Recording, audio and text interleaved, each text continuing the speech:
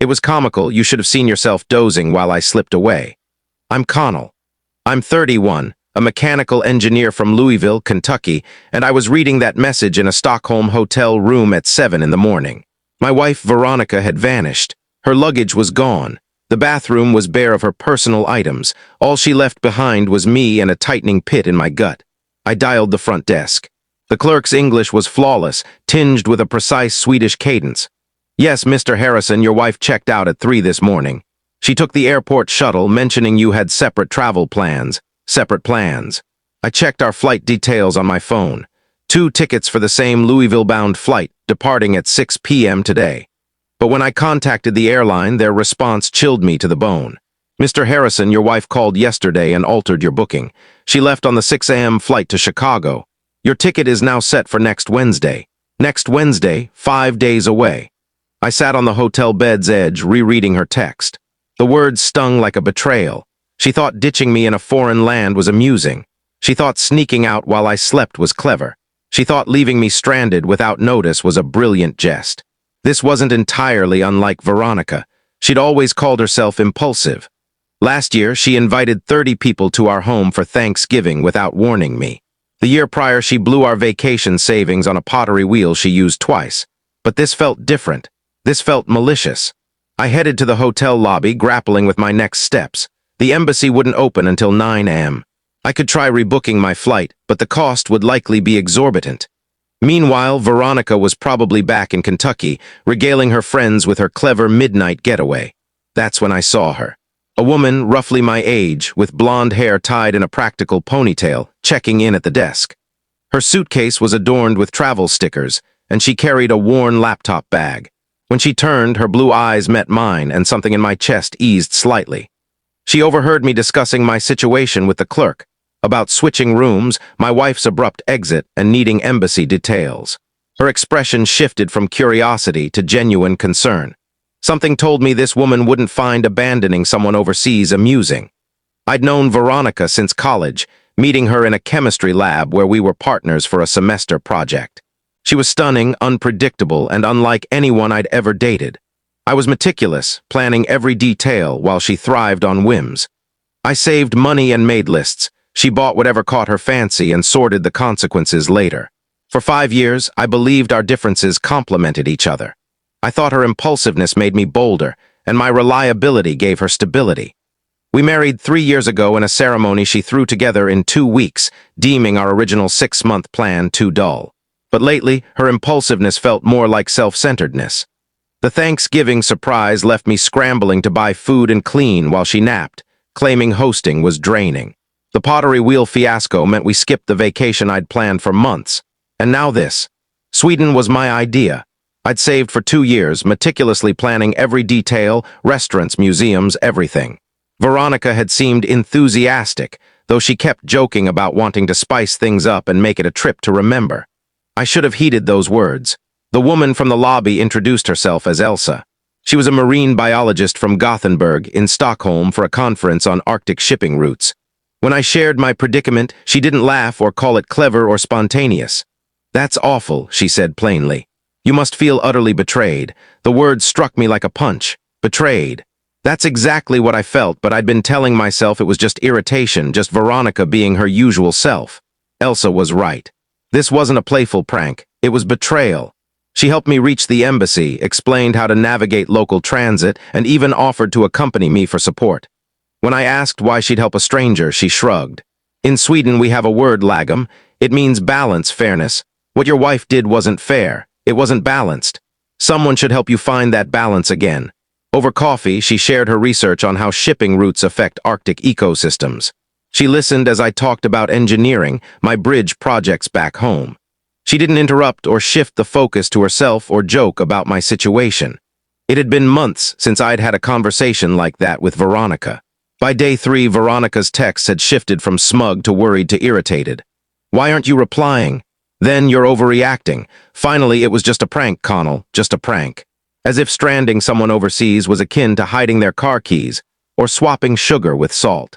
I was strolling through Gamla Stan with Elsa, who insisted on showing me authentic Stockholm, not the tourist spots I'd marked in my itinerary. She pointed out architectural details I'd never have noticed, shared Swedish history not found in guidebooks. We paused at a cozy cafe where the owner knew her and brought us pastries unprompted. "You've been here before," I said. "My grandfather ran this place. I spent summers here as a kid, learning to brew coffee and hearing his war stories." Her voice carried a warmth, a sense of connection that made me think of family, roots, and how people choose to care for one another across generations. Then I thought of Veronica, likely already plotting her next escapade, probably tired of her midnight escape story.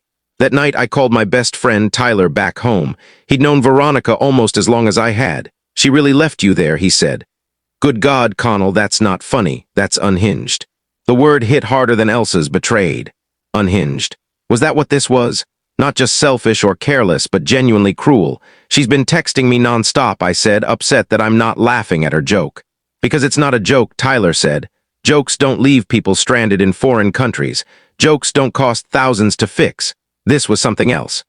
After the call, I sat in my hotel room, gazing at Stockholm's lights shimmering on the water, calm and steady. Elsa had invited me to dinner tomorrow with her conference colleagues. She'd mentioned it casually, as if including a stranded American in her professional circle was perfectly natural. I thought about the contrast between Elsa's invitation and Veronica's abandonment. One was offered freely, expecting nothing in return. The other was calculated for its shock value. I scrolled through Veronica's increasingly frantic texts, then turned off my phone and slept. For the first time in 3 days, I slept soundly, unburdened by anger. On day 4, I decided to test something. I turned my phone back on and read Veronica's messages, 23 of them shifting from playful to demanding to worried. The latest, sent at 2 a.m. Stockholm time, read, "Connell, this isn't funny anymore. Call me." I replied, "Having dinner with a friend tonight. Talk later." Her response was instant. "What friend? You don't know anyone in Stockholm." I stared at that message for a long time. She was right. I didn't know anyone in Stockholm when we arrived. But her assumption that I couldn't make a connection, that no one would want to spend time with me, revealed more about her view of me than I'd wanted to admit. Dinner was at a restaurant recommended by Elsa's colleague, a hidden gem in Södermalm serving modern takes on Swedish classics. The conversation flowed effortlessly between English and Swedish. When I mentioned my confusion about local customs, everyone explained patiently, never making me feel foolish. Dr. Anderson, a climatologist in his 50s, asked about my engineering work and seemed genuinely curious about my ideas on cold climate infrastructure. Dr. Lindqvist, a younger researcher studying marine pollution, was eager to hear about U.S. environmental policies. Elsa sat beside me, translating occasional Swedish phrases but mostly smiling as I held my own in the discussion. "Your wife," Dr. Anderson said over dessert, "didn't want to join us." I'd briefly explained my situation when Elsa introduced me. The table fell silent for a moment before Dr. Lindqvist muttered something sharp in Swedish, prompting grim nods. "She had other plans," I said. As we left, Elsa walked me toward my hotel. The summer air was cool yet pleasant, and Stockholm buzzed softly despite the late hour. "Your colleagues are great," I said. "They liked you too." Osa said your questions were sharper than most American researchers at her conferences. We paused at a park overlooking the water. The sun was setting behind buildings, painting the sky in vibrant pinks and golds, surreal for 10 p.m. "Can I ask you something?" Elsa said. "When you talk about your marriage, it's always about what your wife does, never about what you do together." Her words hit like a truth I'd been avoiding. She was right. With Veronica, I was always reacting, adjusting, keeping up with her latest whim or cleaning up her messes. I couldn't recall the last time we'd planned something together, built something together, chosen something together. "We used to," I said faintly. "When?" I thought hard. "College, maybe. Our first year, 7 years ago." "Yeah," Elsa said, gazing at a boat gliding through the channel. "In my work, when an ecosystem fails, it's often because one species turns parasitic. It takes without giving back, and eventually everything collapses." I knew she wasn't talking about marine biology anymore. That night, I called Tyler again. It was afternoon in Kentucky, and he answered despite being at work. "She's been calling me," he said before I could speak. "Veronica wanted to know if I'd heard from you, why you're acting strange, why you're not appreciating her genius." "What did you say?" "I told her abandoning your spouse isn't genius. It's cruel. And if she can't see that, she's got bigger issues than your silence." I closed my eyes. How'd she take it? Hung up on me. Day 5 brought clarity through a call from my sister, Bate. She was crying, which alarmed me. Bate never cried. Connell, I'm so sorry. I should have spoken up years ago. About what? About Veronica, about how she treats you. I thought it was just her personality, but what she did in Stockholm, it's not normal, Connell. That's not how you treat someone you love. Bate shared things I didn't know she'd noticed. How Veronica planned events during Bate's visits, keeping us apart. How her supportive comments about Bate's divorce were subtly patronizing. How she'd hinted Bate was too negative for family gatherings after Dad's funeral. She's been isolating you, Bate said, slowly, deliberately. And I let it happen because I thought you were happy. After that call, I sat in a Stockholm cafe and made a list, not of tasks or sites, but of patterns I'd ignored. Veronica's impulsive choices that always derailed my plans. Her helpful suggestions that left me with more work while she did less. Her adventures that consistently put me in tough or costly situations for her amusement. The midnight escape wasn't an outlier, it was an escalation. That evening, Elsa invited me to a colleague's apartment for a low-key dinner. It was a small group, maybe 8 people, who welcomed me into discussions about Swedish politics and local hiking trails. No one vied for attention or stirred drama for fun. They listened, built on each other's ideas, laughed at real humor. I hadn't felt so at ease in years. After dinner, Elsa and I wandered through the old town. The medieval streets were quiet, lit by lamps casting long shadows. You seem different tonight, she said. How so? More like yourself, less like you're bracing for chaos. I considered that. With Veronica, I'm always expecting chaos. The next surprise, the next mess I'll have to fix or pay for or apologize for. That sounds exhausting. It is. We stopped outside my hotel. The night clerk nodded at me through the window. I'd become a regular, the American left behind, but still managing to smile. Connell, Elsa said, my grandmother had a saying. Some people burn your house down just to watch you extinguish the flames, and they call it fun. I looked at her in the lamplight, at the kindness in her eyes, at how she'd spent 5 days helping a stranger without expecting anything. What do you do with people like that? I asked. You stop handing them matches. My phone buzzed. Another text from Veronica. I'm starting to worry. This silence isn't you. I showed Elsa the message. She read it and shook her head. She's not worried about you. She's worried about losing her grip on you. In that Stockholm night with a woman who'd shown me more care in 5 days than Veronica had in months, I saw the difference. Day 6 was when I stopped being a victim and started being deliberate. I woke early and did something I hadn't in years. Made a plan for myself, based on my desires, not anyone else's reactions. I wanted to spend the day with Elsa. I wanted to explore more of Stockholm. I wanted conversations free of someone else's chaos. Elsa met me for breakfast by the water. Her conference was done and she had the day open. Where do you want to go? She asked. Somewhere special to you, I said. Not a tourist spot. Somewhere that means something to you. She smiled, and I realized it was the first time in months I'd made a choice without worrying about Veronica's mood. We took a ferry to Vaxholm, an island she'd visited as a child. The town was charming, with colorful wooden houses and a 16th-century fortress. But more than the sights, I loved watching Elsa move through familiar streets, greeting shopkeepers who knew her, showing me the dock where she'd learned to swim. This is my escape when Stockholm feels overwhelming, she said, as we sat by the water, sharing coffee and cardamom buns from a local bakery. My phone had been buzzing all morning. Veronica's texts grew more frequent, more desperate. I showed Elsa a few. You're scaring me with this silence. I don't get why you're so dramatic. Just say you're okay and I'll stop worrying. Every message is about her emotions, Elsa noted, not yours. Even her worry is about how your actions affect her. That afternoon, we toured the Fortress Museum. The guide explained how it was built to protect Stockholm, strategically placed to control the archipelago's inner routes. Strategic positioning, the guide said. The fortress wasn't just strong, it was clever about its placement. On the ferry back, I thought about strategic positioning. For 7 years, I'd let Veronica cast herself as the free-spirited one while I was the dependable one.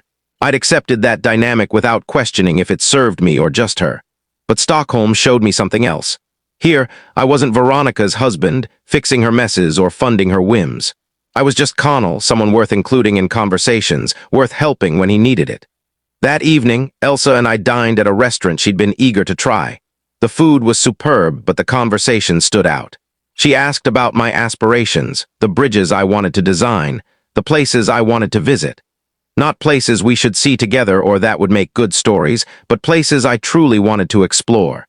I've always wanted to visit Japan, I said. Their engineering is incredible. They build structures that flex with earthquakes instead of resisting them. Why haven't you gone? I thought about it. Veronica says Asia's too chaotic, too crowded. Too different, what do you think? It was a simple question, but one I hadn't been asked in years. What did I think? What did I want?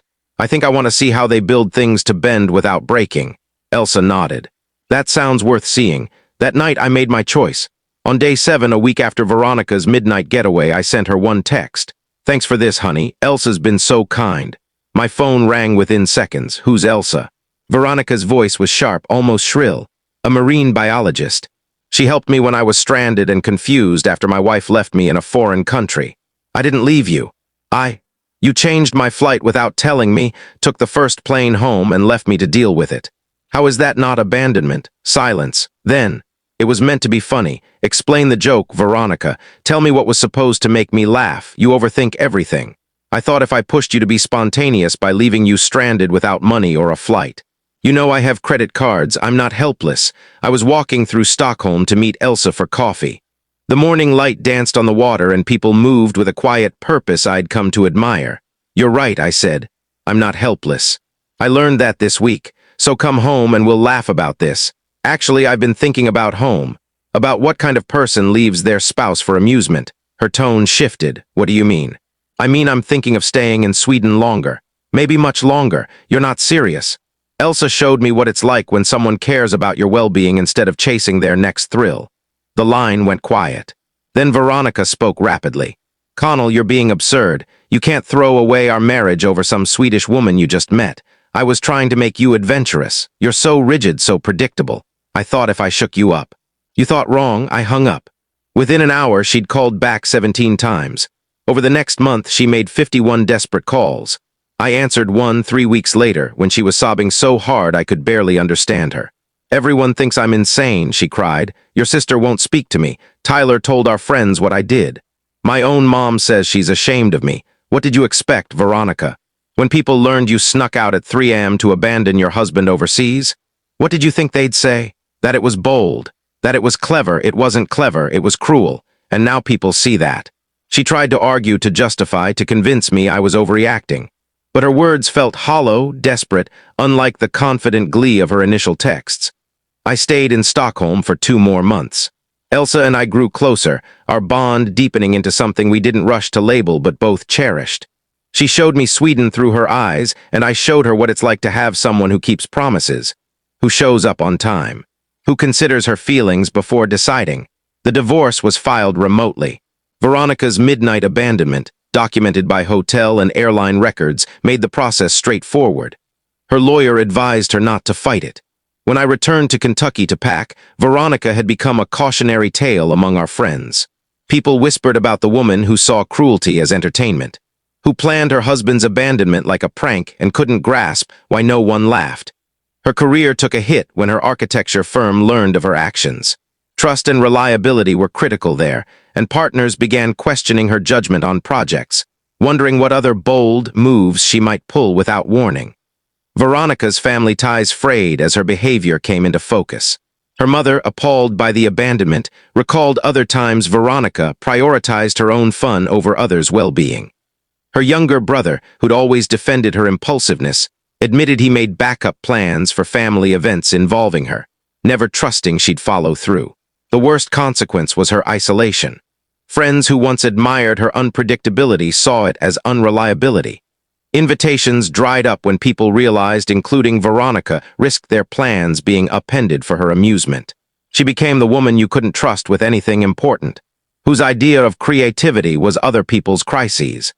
6 months later, I stood on a research vessel in the Arctic Ocean, working as a consulting engineer for Elsa's climate research team.